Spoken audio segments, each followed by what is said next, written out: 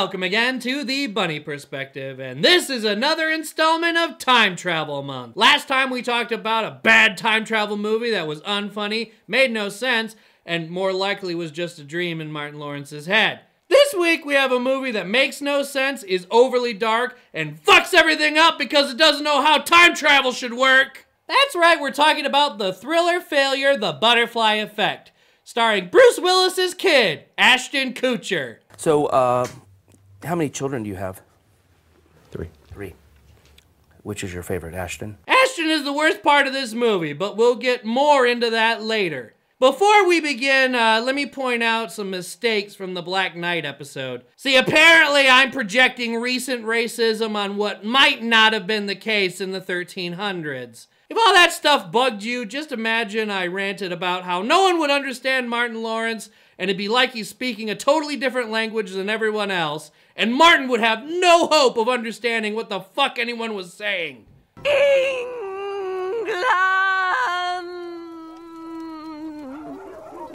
Anyway, back to the present and the unfortunate, The Butterfly Effect.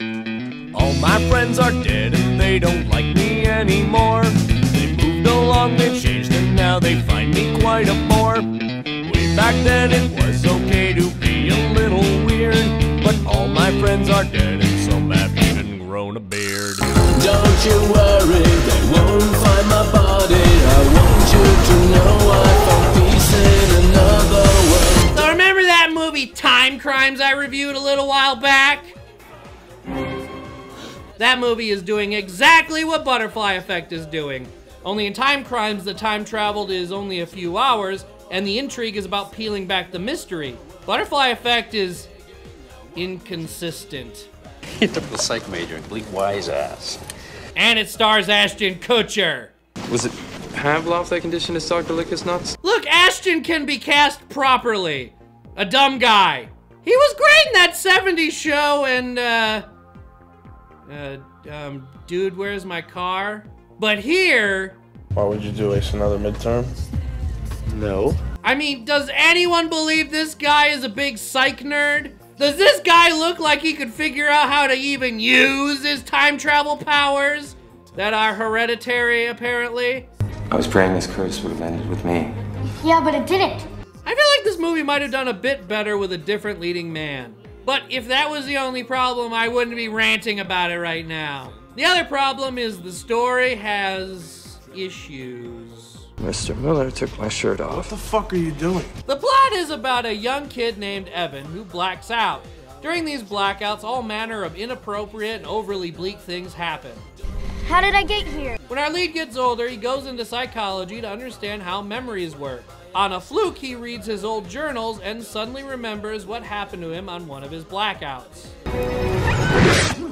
Throughout the first half hour of the movie, there are many moments Evan cannot remember. These moments turn out to be little portals to the past that future Evan can use to time travel backwards. Except at the very end, when nothing makes any sense, he just does whatever he wants to. I hate you, and if you ever come near me again, I'll kill you and your whole damn family. The moments shown to the audience include being coaxed into a pedophile's porn movie, blowing up a mailbox that kills a woman and her baby, and a moment when this kid Tommy beats the shit out of everyone and sets fire to Evan's dog. To talk about this movie, we need to do a little bit of deeper plot analysis. In this case, we're stating who the main characters are and how they change each time Ashton messes with the past. There are the four core kids. Evan, of course, Kaylee is the blonde girl, Tommy her brother, who is a freak show psychopath, and the unimportant fat kid. Kaylee and Tommy are brother and sister, and her father is the aforementioned pedo. They give us enough base details so that we, the audience, know what is different.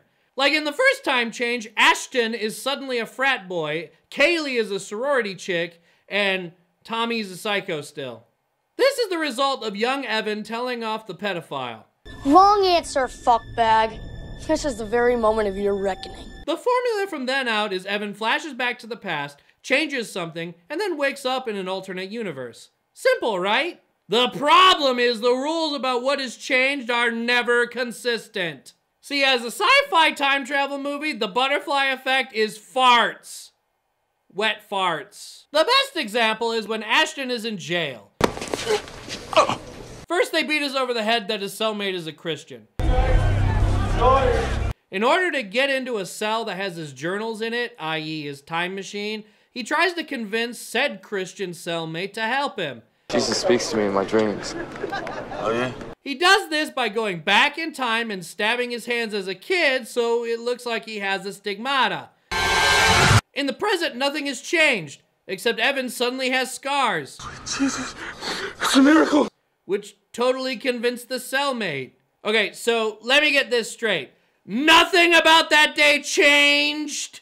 When I asked Evan about the drawing, well, he couldn't remember doing it. Young Evan would probably be put in the hospital. He'd missed days of school. He might have been committed because apparently in this universe, people are put in the crazy house all the time. They're looking to control me 'cause I'm one thing. Fact is, according to the real butterfly effect, this act would throw a lot of things out of balance. It might have been enough to get him out of jail. But no, scars just magically form on his hands and his cellmate is shocked. The signs of the Lord, man, they just come out of nowhere. You know what really would have happened is Ashton would show this cellmate his scars and then the guy would be like, yeah, you showed me those scars earlier. And then Ashton would get all of his new memories back and he'd be like, damn, you're right. And then they both get killed by the KKK dudes. And that's another thing! Why does Ashton retain all of his memories? Really, all this movie does is force me to ask question after question. Seems to me that if he changed reality that drastically, he himself wouldn't even remember. Moreover, his attitude, priorities, and everything should have changed. In one of the realities, they go so far as to say he's suddenly acting differently. Your accents change. You don't even walk the same. Well, I walk differently? Why is he outside of the time stream? It makes sense why it works in, say, Madoka Magica, where the characters repeatedly go back in time and try to set things right.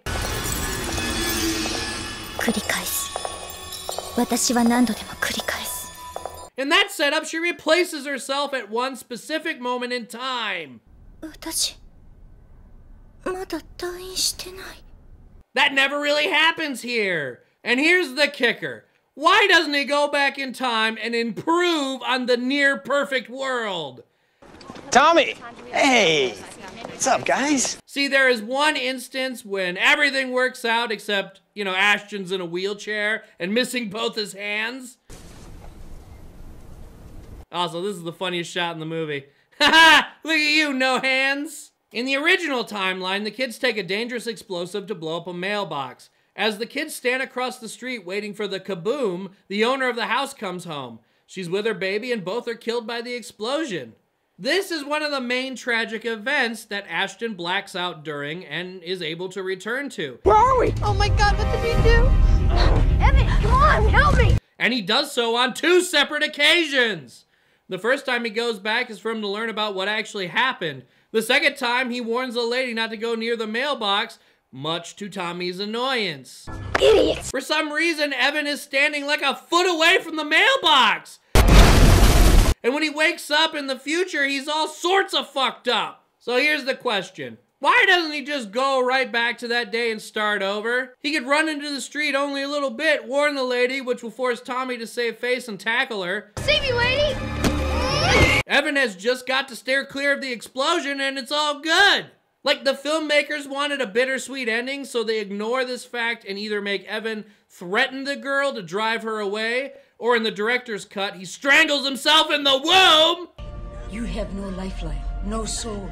You were never meant to be. Sure, that gets you your dark ending, but at what cost? Logic, clearly. And the other argument is he goes back in time so that Kaylee will fall in love with him. Money's the best. You have to be a great couple. Ever think that I'll find someone? Which is purely a selfish endeavor. So who cares? Apparently the only reason he goes back to fix anything anyway is because his mom is dying. On cancer. You started chain smoking when I blew myself up. You know, the whole time Ashton's character is like, oh, everyone's so happy, but I'm so miserable. How am I gonna get, oh, my mom's dying, I gotta go back in time. But you better promise me I'll be back in time. me he couldn't change the past in the same blackout twice, because he does exactly that. He goes back in time to when he's 7 and almost raped in the pedo's basement twice.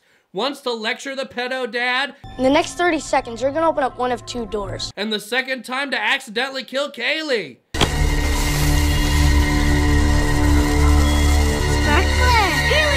See, just because he changes what happens in those blackouts, they are still, during the kid's life, blackouts! Just because future Evan has memories of them doesn't mean little Evan does. He still just wakes up a few minutes later being like, what the heck?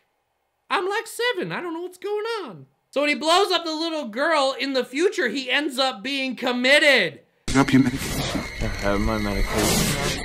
They tell Ashton that there are no journals. There are no journals. But in the timeline, they had him starting writing the journals before the explosion.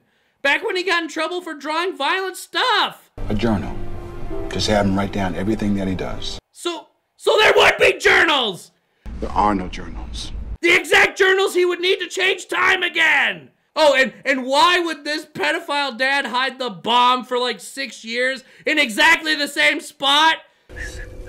It's right there when they go look for it as teenagers.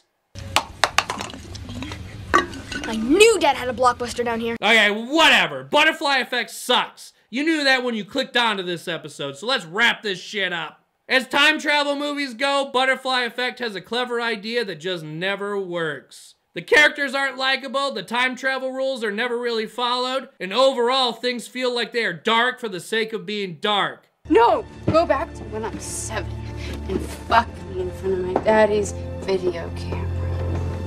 Straighten me out a bit. Oh, and Ashton Krutcher stars in this movie.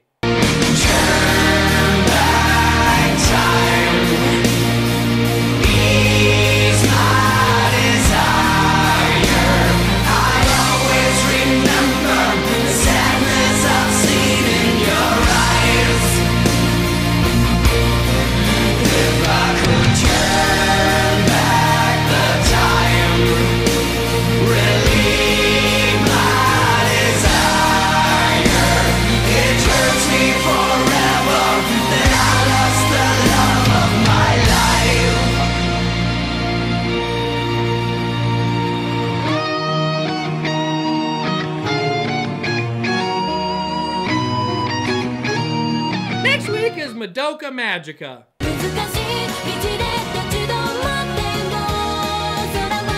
Ashton is the worst part about this movie, but we'll get in more into that.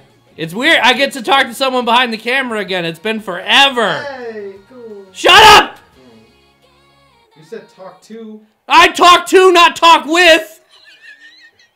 Fuck you, Phil. Oh, you gonna walk out and poop your pants? I pooped them already. Oh.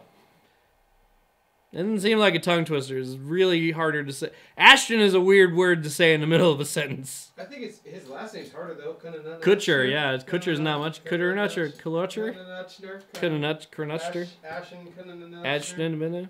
Haha! Look at you, no hands! Gonna be pretty hard to fap. I stole that joke from yourmoviesucks.com. Org. Mo bovine.